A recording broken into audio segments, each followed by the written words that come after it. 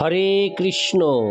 আজ আমি পাঠ করব শ্রীমদ্ ভগবদ গীতার ষষ্ঠদশ অধ্যায় দৈবাসুর সম্পদ বিভাগ যোগের শ্লোক 4, 5, 6 ও 7। অডিওর শুরুতে সকল ভক্তিমতী মা ও ভক্তবৃন্দের কাছে আকুল আবেদন, আপনারা আমাকে অনেক অনেক আশীর্বাদ করুন এবং সাবস্ক্রাইব করে আমার পাশে থেকে আমাকে সহযোগিতা করুন, আমি যেন গীতা পাঠ সমাপ্ত করার পর শ্রী চৈতন্য চরিতামৃত পাঠ করে আপনাদের শ্রবণ করাতে পারি। আমার আগামী যে ইচ্ছা, সেই আগামী ইচ্ছা যেটি হলো চৈতন্য চরিতামৃত পাঠ করে বিশ্বের সব মানুষের কাছে চৈতন্য চরিতামৃতের কথা পৌঁছে দেওয়া। এই কাজটি করার জন্য আপনাদের যথেষ্ট সহযোগিতা প্রয়োজন, তাই সাবস্ক্রাইব করে আমার পাশে থাকবেন সবাই। হরে কৃষ্ণ। নারায়ণ হে নারায়ণ ভবভয়হরণম নারায়ণ লক্ষ্মীকান্তম কমলনয়নম মঙ্গলচরণম নারায়ণ। হরে কৃষ্ণ। শ্লোক 4। দম্ভ দর্পোভিমানশ্চ ক্রোধ পারুষ্যমেব চ অজ্ঞানং চাভিজাতস্য পার্থ সম্পদামাসুরিম। অনুবাদ: হে পার্থ, দম্ভ, দর্প, অভিমান, ক্রোধ, রূঢ়তা ও অজ্ঞান, এই সমস্ত গুণ আসরিক ভাবাপন্ন ব্যক্তিদের লাভ হয়। তাৎপর্য: এই শ্লোকে নরকে যাওয়ার প্রশস্ত রাজপথটির বর্ণনা করা হয়েছে। অসুরেরা আড়ম্বরের সঙ্গে ধর্ম ও আধ্যাত্মিক জ্ঞানের উন্নতি প্রদর্শন করতে চায়, যদিও তারা নিজেরাই সেই সমস্ত নীতিগুলি অনুশীলন করে না। তারা সর্বদাই কোনো বিশেষ ধরনের শিক্ষা অথবা অত্যাধিক সম্পদের গর্বে অত্যন্ত গর্বিত। তারা চায় সকলেই তাদের পূজা করুক এবং সেই উদ্দেশ্যে তারা সব সময় সকলের কাছ থেকে সম্মান দাবি করে, যদিও সম্মান পাওয়ার কোনো যোগ্যতাই তাদের নেই। খুব তুচ্ছ ব্যাপারে তারা অত্যন্ত ক্ষুব্ধ হয় এবং রূঢ়ভাবে কথা বলে। তাদের মধ্যে কোনো রকম নম্রতা নেই। তারা জানে না তাদের কি করা উচিত এবং কি করা উচিত নয়। তারা তাদের নিজেদের ইচ্ছা অনুসারে খামখেয়ালির বশে কাজকর্ম করে এবং কারো কর্তৃত্ব মানে না। এই সমস্ত আসরিক গুণগুলি তারা মাতৃগর্ভে তাদের শরীর গঠনের সময়ই গ্রহণ করে থাকে এবং তারা যতই বড় হয় এই সমস্ত অশুভ গুণগুলি ততই তাদের মধ্যে প্রকাশিত হতে থাকে। ইতি শ্লোক 4। শ্লোক 5। দৈবী সম্পদ বিমোক্ষায় নিবন্ধায়াসুরিমতা মা শুচ সম্পদং দৈবীমভিজাতোহসি পাণ্ডব। অনুবাদ: দৈবী সম্পদ মুক্তির অনুকূল আর আসরিক সম্পদ বন্ধনের কারণ বলে বিবেচিত হয়। হে পাণ্ডব, তুমি শোক করো না, কেননা তুমি দৈবী সম্পদ সহযোগে জন্মগ্রহণ করেছ। তাৎপর্য: আসরিক গুণে যে অর্জুনের জন্ম হয়নি সেই কথা বলে শ্রীকৃষ্ণ তাকে উৎসাহিত করেছেন। সেই যুদ্ধে তার যুক্ত হওয়ার কারণ আসরিক ছিল না, কারণ তিনি অনুকূল ও প্রতিকূল যুক্তিগুলি বিবেচনা করে দেখছিলেন। তিনি বিবেচনা করছিলেন ভীষ্ম ও দ্রোণের মতো সম্মানীয় পুরুষদের হত্যা করা ঠিক হবে কি না। হরে কৃষ্ণ। সুতরাং তিনি ক্রোধ, দম্ভ অথবা নিষ্ঠুরতার দ্বারা প্রভাবিত হয়ে কর্ম করছিলেন না, তাই তিনি আসরিক গুণ সম্পন্ন ছিলেন না। ক্ষত্রিয়ের শত্রুর উদ্দেশ্যে বাণ নিক্ষেপ করা দৈব বলে এবং তার এই কর্ম থেকে নিরস্ত হওয়াকে আসরিক বলে মনে করা হয়। সুতরাং অর্জুনের শোক করার হরে কৃষ্ণ কোনো কারণ ছিল না। যিনি জীবনের বিভিন্ন বর্ণ ও আশ্রমোচিত আচরণ করেন তিনি দিব্য স্তরে অধিষ্ঠিত। ইতি শ্লোক 5। শ্লোক 6। দৌভূত স্বর্গৌ লোকে হস্মিন দৈব আসুর এবচ দৈব বিস্তরস প্রক্ত আসুরং পার্থ মে শৃণু। অনুবাদ: হে পার্থ, এই সংসারে দৈব ও আসরিক এই দুই প্রকার জীবের সৃষ্টি হয়েছে।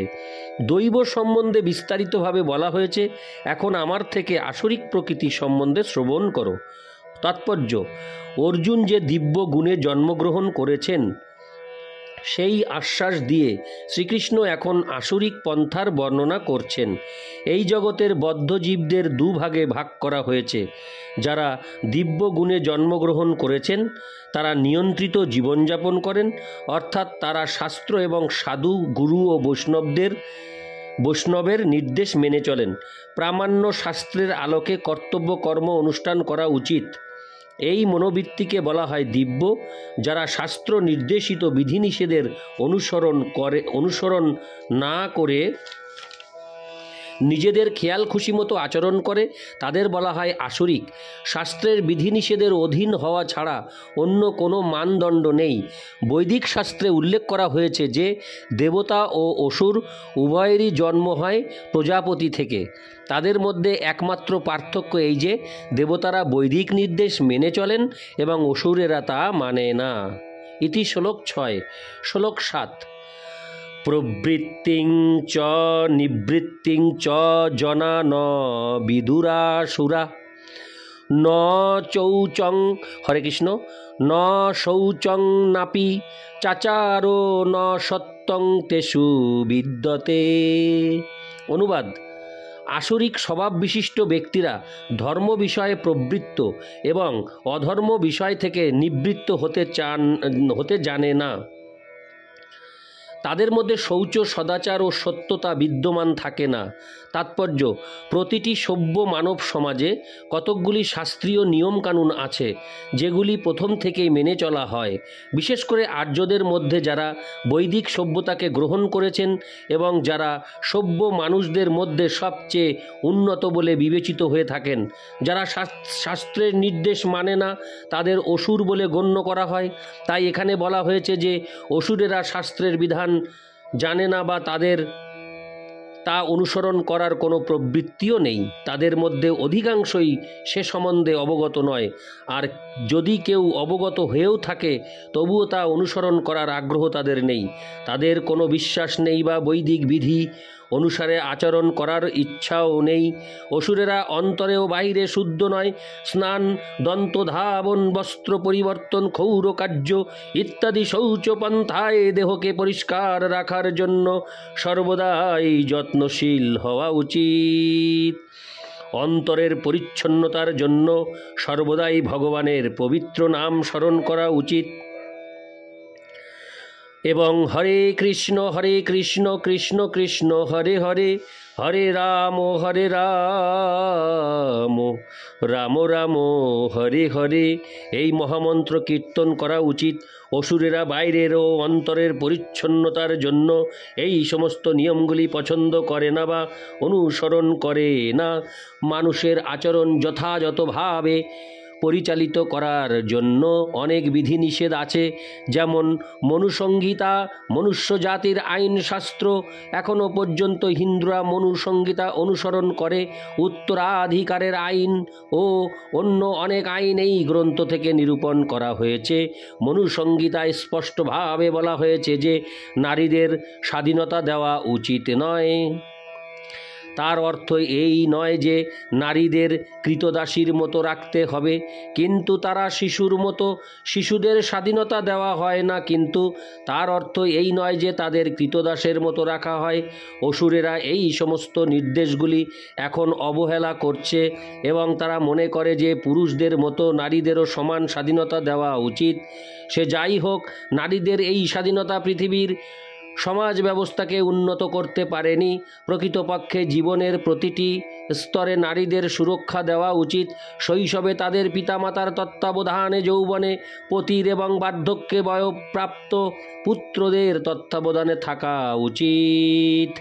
মনুসংহিতার নির্দেশ অনুসারে এটি যথার্থ সামাজিক আচরণ। কিন্তু আধুনিক শিক্ষা ব্যবস্থা কৃত্রিমভাবে নারী জীবন সম্বন্ধে গর্বস্ফীত ধারণার উদ্ভাবন করেছে এবং তাই আজকের মানব সমাজে বিধবা প্রথা কল্পনা ছাড়া আর কিছুই নয়। হরে কৃষ্ণ। তাই আজকের মানব সমাজে বিবাহ প্রথা কল্পনা ছাড়া আর কিছুই নয়। আমি লাইনটি আরেকবার পড়ছি।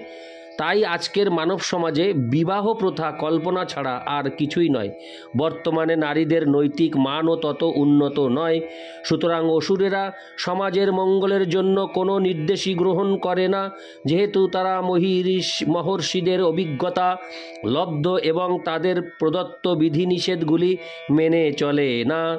তাই আসরিক ভাবাপন্ন মানুষদের সামাজিক অবস্থা অত্যন্ত দুর্দশাগ্রস্ত হয়। ইতি শ্লোক 7। নারায়ণ হে নারায়ণ ভবভয়হরণম নারায়ণ। হরে কৃষ্ণ।